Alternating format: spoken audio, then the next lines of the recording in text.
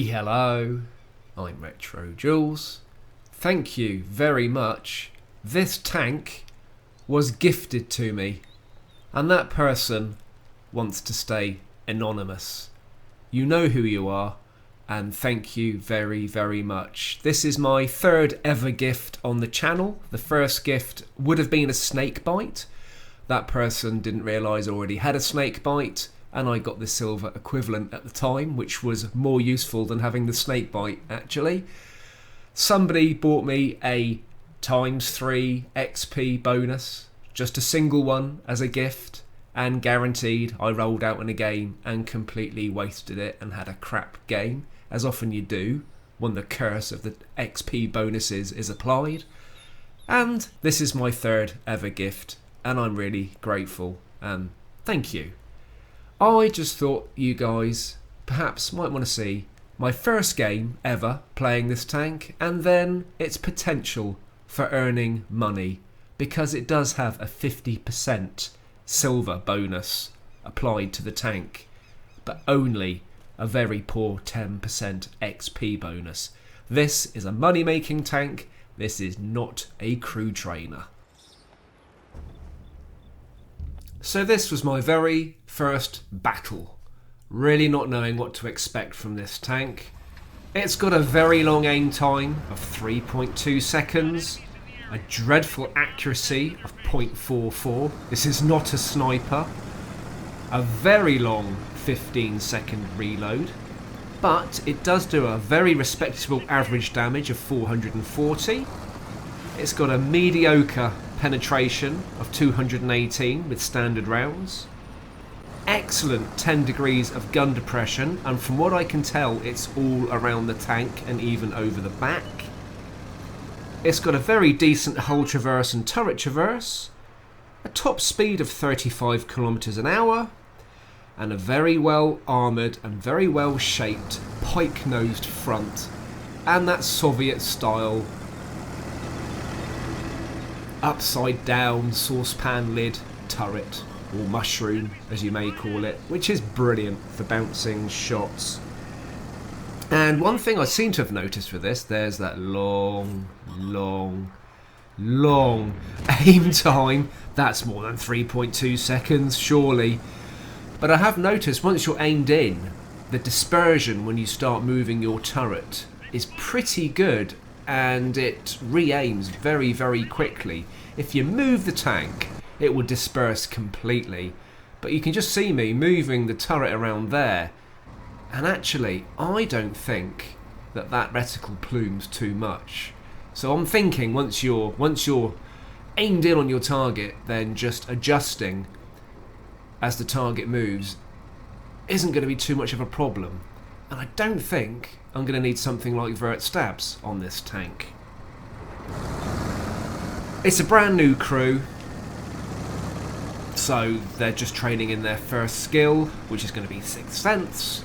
I fitted a rammer to this tank, and I fitted vents, and I have not got a clue what to add as the third equipment choice. If you guys have got any ideas, I'd be really grateful, because I can't really find a main weakness beyond that really needs sorting or adjusting, if you like, and I just can't think of what that next item of equipment should be. I've only played it a few times since this game, and maybe I'll realise over time what I need to fit, but really value your input on that. And for the first time in this game, I understand the idea of clear camouflage. I kind of poo-pooed it a little bit when it first came out and had a little bit of a joke with it. Why would you want to pay money to have your tank look exactly the same? And the reason I kind of said that was I assumed that when a tank has got painted effects on it, like this one, it's got the winged hussars on the side, I assumed that was camouflage, so it automatically had its 4% bonus. If you take something like the Cromwell Knight, you can't add camo. It's got built-in camo, it's got its 4% bonus. And I assumed that was the same for tanks with designs like this. And it is not. because I could then go into my garage and I could actually add camo, and it would cover up the paintwork completely. And I really do like the Polish camouflage, it looks brilliant, but I also like the Winged Hussars. So I can kind of see now why you would add clear camo. You know, for me, camo is to make my tanks look pretty, but you know, the reality of it is it gives you that 4% bonus, and I could then give this tank a 4% bonus and keep it looking exactly the same. And I also bought the Fury in the sales as well, because I like my Shermans, and realised it was exactly the same with that. It's an awesome looking tank, and if you put camo on it, it kind of spoils it. But of course you could then put clear camo on it, and it would look the same. Some of you guys already knew that, but I didn't. I really did think any tanks with any sort of painted emblems already had that camo bonus built in, and that was the way the tank looked.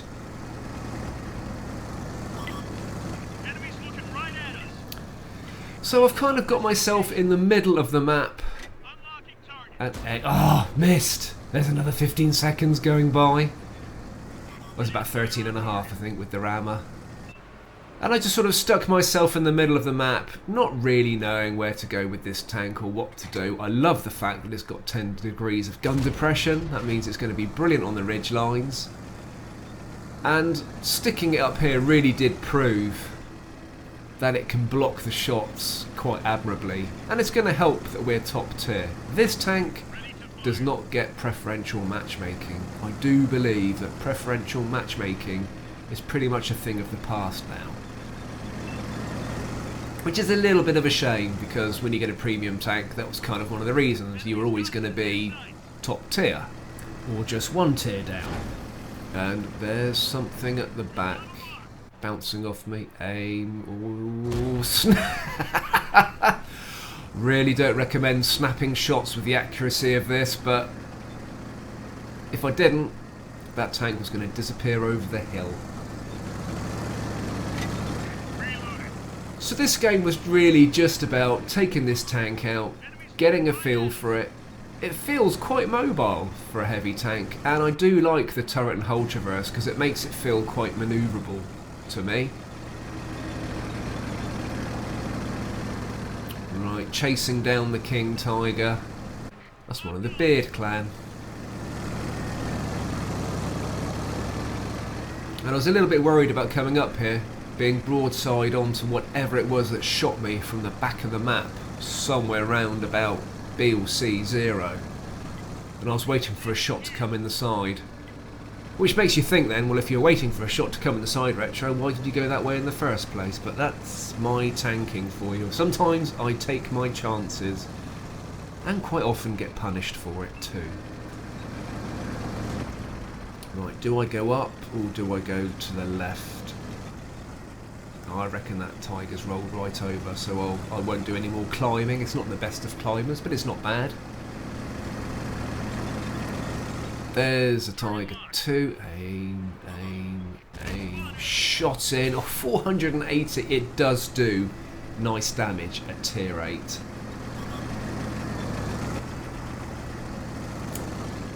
King Tiger left. Stupid mistake coming up here. You know the habit I've got? Yeah. Really? Anything. You're bound to bounce off the front of a King Tiger. You do not auto-aim on the front of that. Can I get round? And a shot from the back. There's a TD. I wonder if that was the tank that bounced off me originally as I came up here. What do you mean you need a target? It's up there. Right, we're going in for the kill. So 12 damage ribbons. No, sorry. 12 assisted damage, 4 damage ribbons, 3 critical, 1 tank destroyed, and 4 tanks spotted, of all things. For a first game in a brand new tank, I'm quite happy with that. And we'll just roll up and see if we can finish the last man standing. And we cap the game out instead. That's a little bit of a shame, but there we go. So how did we do overall? just under 92,000 silver, just under 4,000 XP, just under 1,500 damage, just under 2,500 assisted, and just under 2,500 blocked as well. And we came top. So we find ourselves on Dragon Ridge and absolutely bottom tier. And I was like, I don't fancy this game at all. I really don't fancy my chances. The penetration on this tank is not the best. And you can see from my setup, the games are so young, I haven't even thought about what ammunition I take out. It's just the stock ammunition the tank came with. So I haven't even got round to loading up premium. And with a tank that earns so much money, arguably you could load up loads of premium and just spam away at any tank. And at tier 10, that would be a very valid argument. But for me, I will only use premium ammunition for a target I'm really struggling with. And in a tank like this, where I can't use manoeuvrability to reposition on the map and come at that target from a different angle, I would then consider loading up premium. But I will not use it just as a matter of fact or just out of habit to do damage. I will just do it as a strategic part of the game where my ammunition just isn't going to work against a target that's pretty tough. Now, what I was tempted to do in this game, just because this game is all about making money, was to just hide. Actually, something I'm quite tempted to do if I'm ever 2 tiers down anyway, especially when you're going up against rock hard tier 10s. And I thought I could just park this tank in a corner. Admittedly, it would make a very boring video, and it still might, and just leave it there for the entirety of the game and do nothing, hopefully survive intact, and just see how much money I earn. Well, I didn't do that, because I just thought, A, how many games would it take to try and do that? And it's quite boring just to sit there for 8 to 10 minutes and watch my own tank parked in a corner, hoping we're going to win. And also, secondly, it's not really a team thing, is it? Just hiding at the back of the map, not playing. I thought I'm going to get in there and just see what I can do.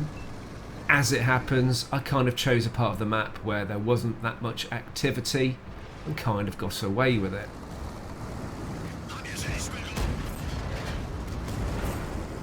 Nice 480 damage. Oh, sorry. Yeah, don't get behind me when I'm going uphill, because I am going to retreat on the reload.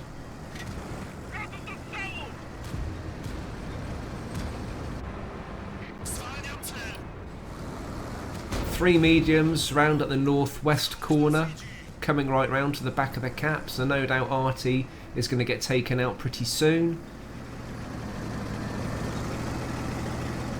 And I'm going to achieve very, very little in this game, so it's almost the equivalent of actually parking up on the map and doing nothing. Currently, 1 damage and 1 critical. That's all I've done in the game.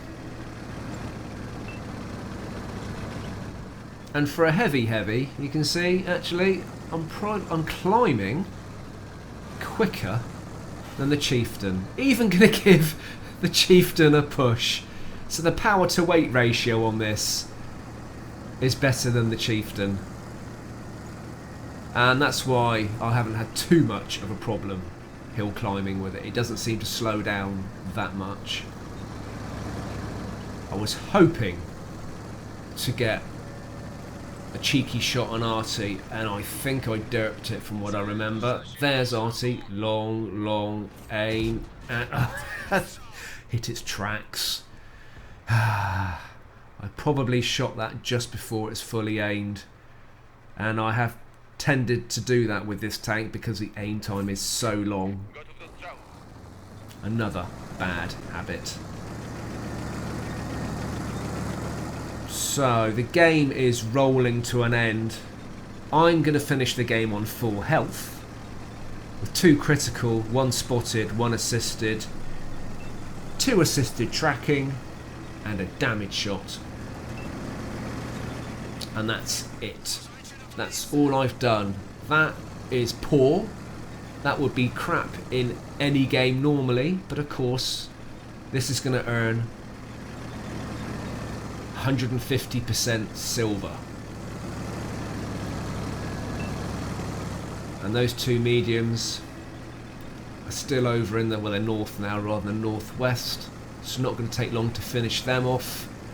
Well, we had a nice tour of the map in this tank, if nothing else. I still don't know whether to put full camo on this because I do like the Polish camo, but I like my winged hussars. I don't know what to do for the best. So how did we do with that rather doing nothing but staying alive in a tier 10 game with full health? A very easy 100,000 silver, just under 4,500 XP with a ×3. There was a silver bonus in the missions as well, but for doing very, very little in a high tier game, that was very easy money indeed. I hope you enjoyed watching the first couple of games that I had in my brand new gifted 50 TP prototype, my first Polish tank. Thank you very much for the gift. I am enjoying the tank, and I hope you are too. Keep safe, keep tanking, and I'll see you soon.